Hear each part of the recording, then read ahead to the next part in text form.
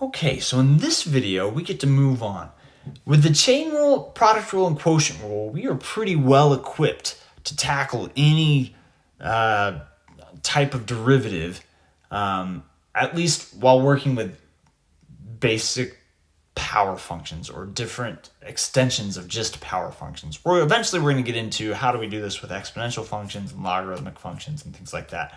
But as long as we're sticking to types of power functions, those three rules give us the ability to tackle lots of different functions.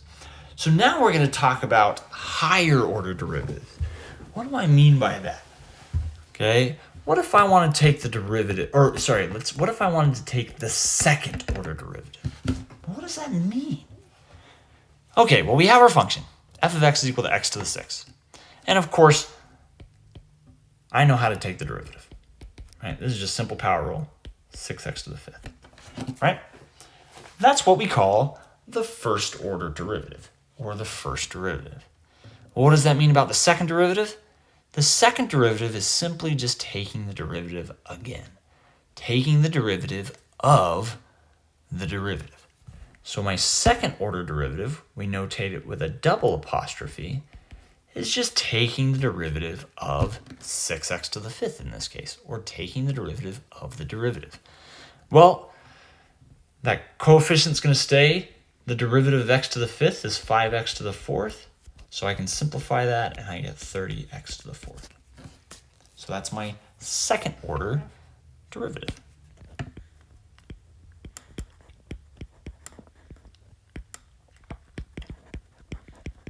Well, I can also find the third order derivative. And guess what I do for that? The third order derivative is simply taking the derivative of the second derivative, right? Doing it again. And so when I do that, I get 30 times the derivative of x to the fourth, which is 4x cubed, and that gives me 120x cubed.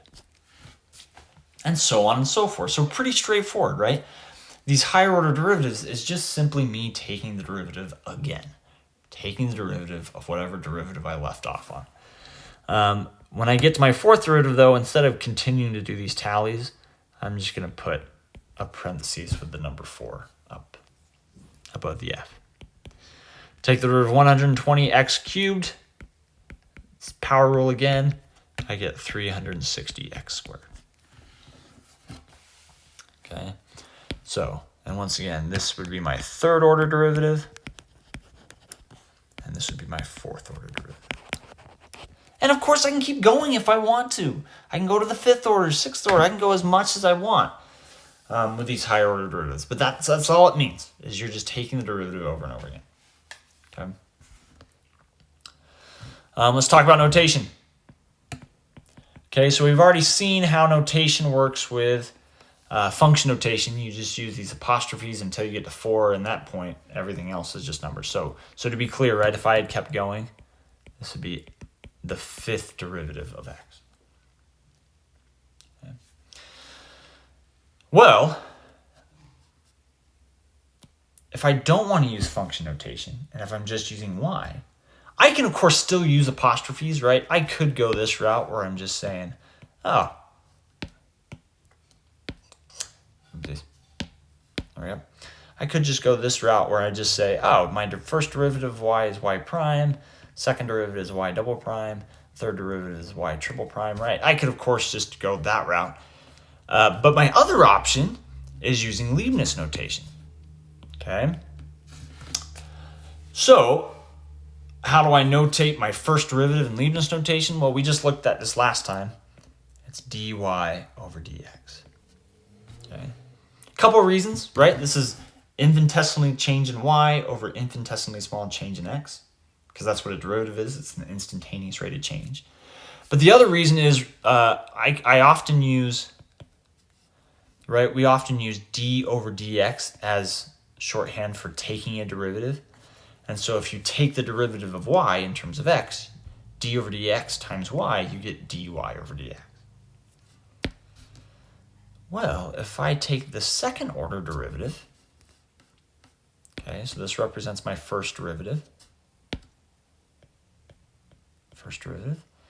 if I take the second order derivative, well, it's just simply me taking the derivative of the first derivative, or d over dx times dy over dx, right? I'm taking the derivative of the first derivative. So what does that give me? That gives me d squared x, because there's two d's on top, over dx squared, because there's two dx's on bottom. And that's my Leibniz notation for the second order derivative. So first derivative over here. And just to be clear, right, this other stuff was just me explaining where it comes from. And then this is my second derivative notation. If I kept going, the pattern would just continue. So I would get d cubed x over dx cubed for my third derivative. And of course,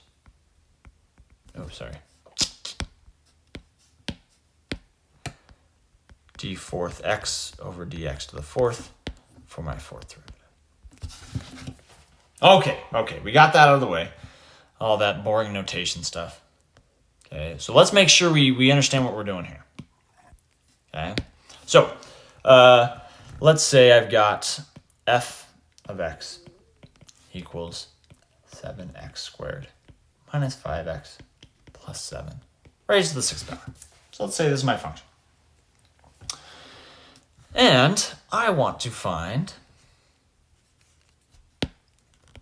the second derivative of that.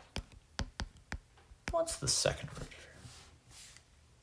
Well, what does that mean? All that means is I'm just going to take the derivative of this and then take the derivative again, right? I'm going to take the derivative of the derivative. So first, I got to figure out what the derivative of this is, okay? What am I going to need to use to find this derivative? This is chain rule, right? I have a function inside of a larger function. So just to be clear with this one, right? My inside function is 7x squared minus 5x plus 7. And that means my outside function is, right, u to the 6th is my outside function. Okay, so with that in mind, I use chain rule. I get 6u to the 5th times derivative of u in terms of x, and that's 14x minus 5, right? Here, I'll get rid of this so that we can kind of write over here, right? U prime is 14x minus 5. Okay, I'll put it all in terms of x. Clean this up, put it all in terms of x. 6 times 7x squared minus 5x plus 7 raised to the 6th times 14x minus 5. I could simplify this by distributing the 6 into the 14x minus 5, but I'm not going to worry about it. I'm not going to worry about it because I'm not even done yet. This is my halfway point. I now have the first derivative. I still need to figure out what the second derivative is.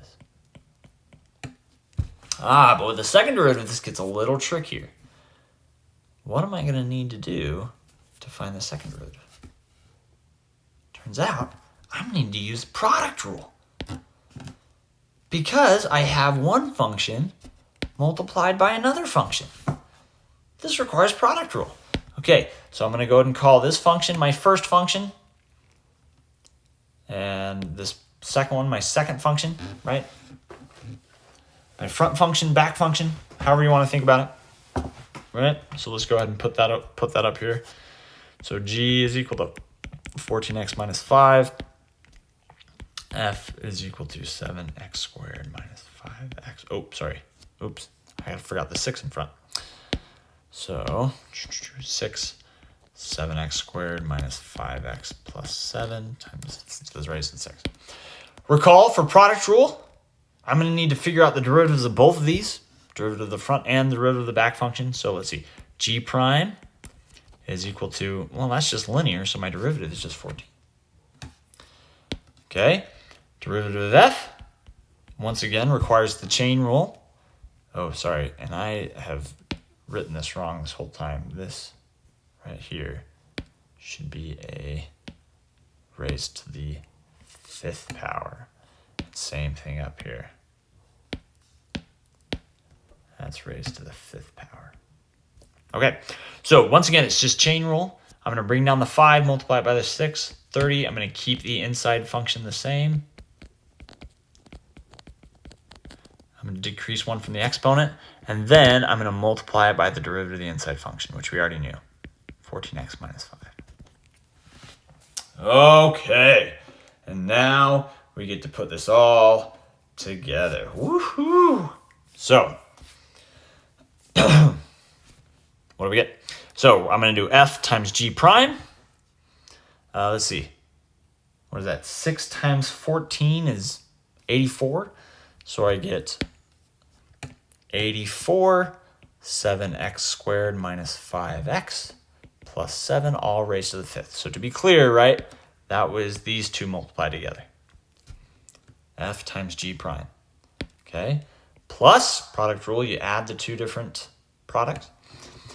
Plus, and then I'm going to do the other way around, right? Now I'm going to do these two, g times f prime. Okay. Well, that gives me 30 times 7x squared minus 5x plus 7 raised to the 4th times 14x minus 5 times another 14x minus 5. Okay. One comes from this one, and the other one comes from this one. So there's two of them. Perfect. Okay, so that's my derivative. I, of course, could do some things to simplify it, but if your homework problem doesn't ask you to, don't bother simplifying. I can input it like this, and it'll give me the question correct. But I took the derivative of the first derivative in order to get this second derivative. Perfect. Okay, at this point, go ahead and pause the video and try out a few of the homework problems.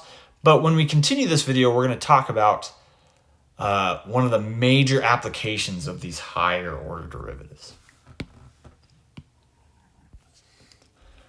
So a big area where these higher order derivatives are used is in physics.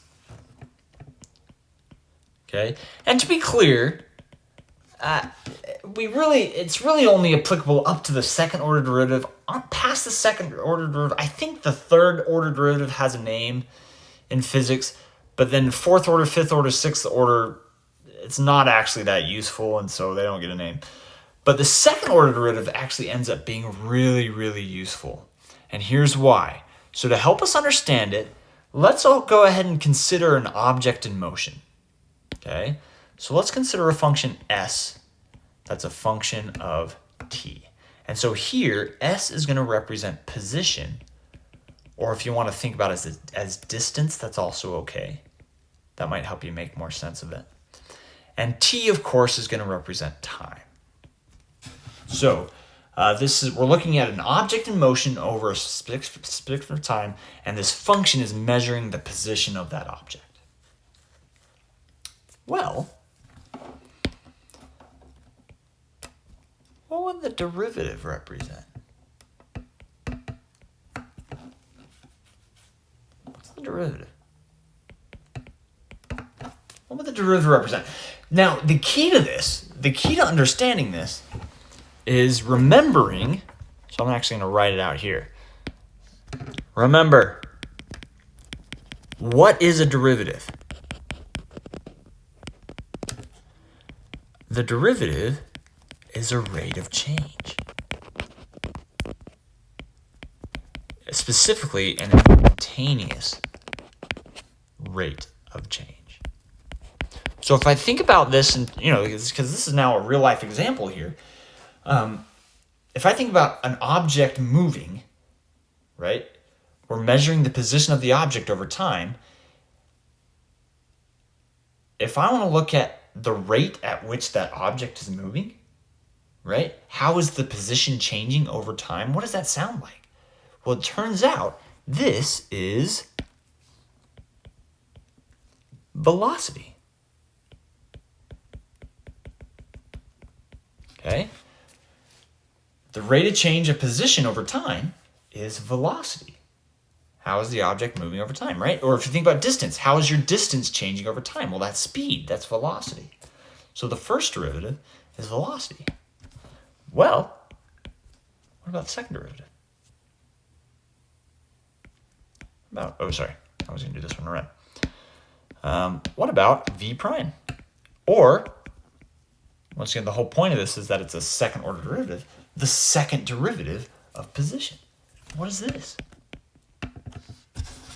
Well, once again, the derivative is a rate of change, but now we're taking the derivative of the velocity.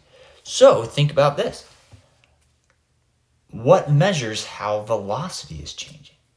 What if I want to know how the velocity is changing? What does that sound like? Well, that is acceleration.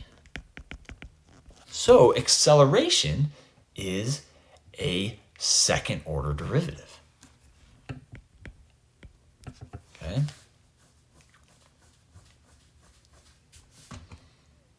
So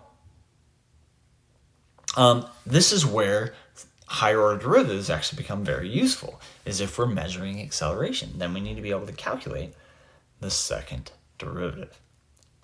Okay. So let's look at an example. So let's say we have a falling hammer. This sounds very dangerous. We have a falling hammer where the position function is given by 19t squared. Okay? Just to be clear, right? This function will give you the position of the hammer after a certain amount of time. So if I asked you what S of 3 was, what would you do? I'd plug in 3. Oops, no. I'd plug in 3. Solve for it. I get 172. 172 what? 172 what? Well, once again, just your S function just gives you position. How far has the hammer traveled in 3 seconds? So let's say, right, and I think I've already kind of hinted at this. Let's say S is measured in feet and T is seconds. All this tells me is that after 3 seconds, the hammer has traveled 172 feet. It's dropped 172 feet. Okay. Well, what if I asked you for V of 3?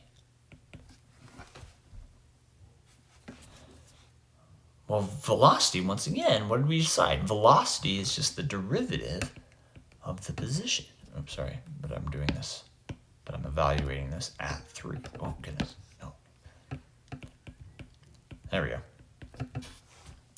Okay, so to evaluate velocity, I need to know the derivative of my position function.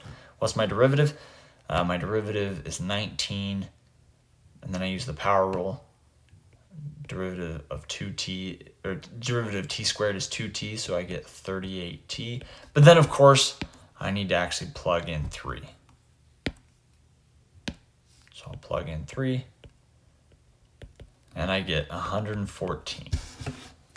Okay, so to be clear, right, I took the derivative of my position function and then plugged in 3. Okay, and I got 114. 114 what? Well, this first derivative should be a speed, and so what it's measuring the amount of feet I'm traveling each second. Feet per second. So after 3 seconds, the object is falling at a speed of 114 feet per second. Okay. Last but not least, what about A of 3? Acceleration, right? Well, acceleration is just the derivative of the velocity, or the second order derivative of the position. Which all that means is I'm going to come back here, right? What did we decide? We decided that the derivative of S was just 38t, right? 19 times 2 times t, 38t. So all I'm going to do is just take the derivative one more time. What's the derivative of 38t? Just 38. So if my derivative is 38, there's no t in there, which means there's nowhere for me to plug in 3, which means my answer is 38. 38? What? Well, this is acceleration. So it's measuring how the velocity is changing. And so my unit for acceleration is your distance over your time squared. So in this case, feet per second squared. And so that tells me how is the speed changing. That means each second I'm speeding up by 38 feet per second. Okay, so that's how second order derivatives can actually help us with physics examples. Is it can measure acceleration. And this is true for anything, right? If you're looking at what your profits are doing, if your profits are accelerating, anything that works with acceleration, you can use this second order derivative to help you. Okay, best of luck on the homework, and let me know if you have any questions.